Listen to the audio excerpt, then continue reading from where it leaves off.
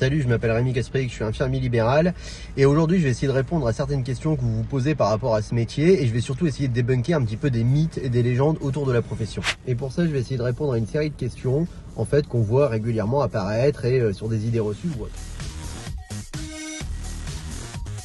Alors non, contrairement à ce qu'on peut penser, non, tous les infirmiers et toutes les infirmières libérales ne roulent pas en Porsche Cayenne et n'ont pas des grosses bagnoles.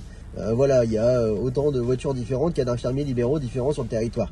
Alors si effectivement maintenant on a des infirmiers libéraux qui prennent des voitures spacieuses ou un peu plus confortables que la moyenne, il y a une raison toute simple en fait qui explique ça. Et cette raison c'est simplement qu'on passe parfois plus de 10 heures par jour dans notre bagnole. Donc comme on passe plus de 10 heures par jour dans notre bagnole, autant éviter de prendre une voiture sans permis où on a la tête dans le capot et le cul dans le coffre. Je vais être très honnête avec vous, si certains ont des grosses voitures, c'est parce qu'en fait c'est notre outil de travail. Maintenant je connais énormément d'infirmiers qui roulent en Twingo, en Toyota Yaris, en Clio, ou enfin voilà. D'ailleurs moi si vous regardez la voiture que j'ai, voilà c'est une petite Toyota. Alors effectivement sur le papier, oui on gagne plus qu'une infirmière qui travaille à l'hôpital. Non, sur le papier. Et c'est pour ça que je voudrais revenir là-dessus, c'est que par exemple, si vous voyez une infirmière qui va gagner par exemple 3 000 euros sur le mois, en fait ce qu'il faut savoir c'est que ces 3 000 euros, ils sont bruts. Ils sont bruts, ça veut dire qu'à ça il va falloir déduire des choses. Et sur ces choses, il y a plusieurs choses en fait qui seront à déduire. Et la première chose qui sera à déduire, c'est les impôts. Parce que comme tout le monde, on paye des impôts. Voilà. Donc vous déduisez les impôts. Ensuite, contrairement à une infirmière qui va travailler en fait dans une structure, à l'hôpital ou autre, etc., etc., nous on va payer aussi ce qu'on appelle de la Carpinco. Alors la Carpinco, qu'est-ce que c'est? C'est notre caisse de retraite. Voilà, parce que comme on est des indépendants, on est considéré comme indépendants, en fait on paye notre caisse de retraite qui est voilà à part. Ensuite, on va payer de l'URSSAF. Voilà. Alors l'URSSAF, c'est pareil que la Carpinco, ça nous prend une partie de nos revenus, qui est non négligeable quand même, il faut le savoir, tous les mois. Et en plus, suite à ça, on a des régularisations chaque année qui s'effectuent et qui s'opèrent là-dessus. Ensuite, c'est con, mais on va aussi dépenser de l'argent en fait dans certains impôts comme la CFE. La cotisation foncière aux entreprises. Parce que oui, en fait, aux yeux de l'État, nous, on est considérés comme des entreprises. Alors c'est assez rigolo parce que finalement, on est des entreprises aux yeux de l'État, mais on n'a pas du tout les mêmes droits qu'une entreprise. D'ailleurs, vous verrez jamais un infirmier libéral un jour s'il joue à 40. Ça, c'est une évidence. On peut pas embaucher, on peut pas faire, etc. Enfin, il y a plein de choses qu'on ne peut pas faire. Donc on paye une cotisation foncière aux entreprises parce qu'on est considéré comme des entreprises, mais on n'a pas du tout les mêmes droits que les entreprises. Ensuite, on va payer des assurances qui sont bien spécifiques à notre métier parce que comme on va faire un métier qui est parfois à risque, on va devoir se protéger. Et comme on va devoir se protéger, on va payer des assurances comme la RCP, la protection juridique, etc., etc. Et ça, tous les mois, c'est toujours pareil, autant de nos revenus qui sont diminués, retirés de ces charges. Et je passe sur les assurances véhicules, etc., l'assurance du cabinet, le loyer du cabinet, toutes ces choses-là.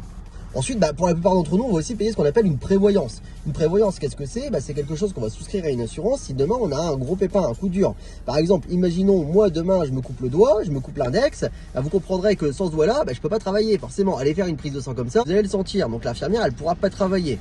Et cette prévoyance, en fait, elle permet d'assurer une partie de nos revenus là-dessus.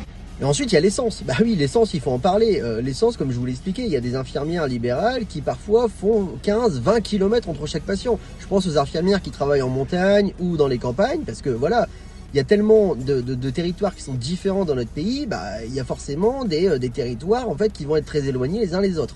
Donc les infirmières, elles vont faire plusieurs dizaines de kilomètres. Donc elles vont faire en fait quasiment des fois jusque 200 bornes par jour. Donc effectivement, il y a un budget essence qui est non négligeable.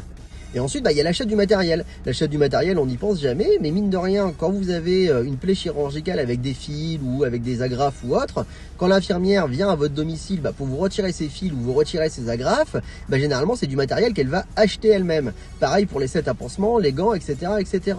En fait, tout ça, ça rentre dans nos charges. Donc finalement, quand vous mettez tout bout à bout, les impôts, la prévoyance, les assurances, notre cotisation à l'URSSAF, à la Carpinco, etc., etc., il y a plus de 50%.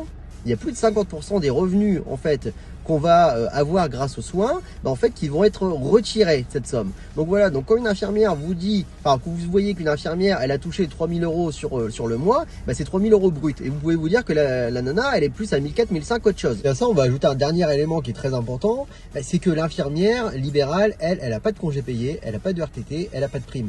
Et bien souvent elle est très loin des 35 heures par semaine.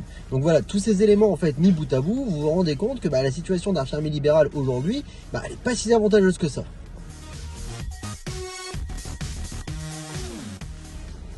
Alors, il y a des patients chez qui, effectivement, ça va vite. Hein. Il y a des patients chez qui on va les faire, voilà, on va les donner des cachets. Et c'est une patiente, par exemple, qu'on va voir 2 ou 3 fois par jour, qu'on voit depuis plusieurs années. Effectivement, on la connaît. Donc, comme on la connaît, s'il n'y a pas de problème particulier, effectivement, on va aller vite chez elle. Maintenant, je vais vous donner un exemple. Moi, j'ai eu un moment un patient qui avait des brûlures et des plaies sur tout le corps.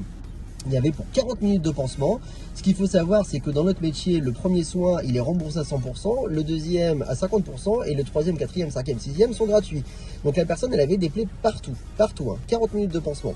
Et je touchais un tout petit peu moins de 10 euros brut pour 40 minutes. Donc voilà, un peu moins de 10 euros brut pour 40 minutes. Finalement, si vous regardez avec le temps de route et autres, c'est toujours moins que le SMIC.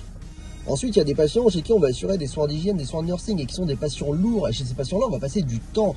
Moi, j'ai une patiente, je passe plus de 40 minutes avec elle tous les matins.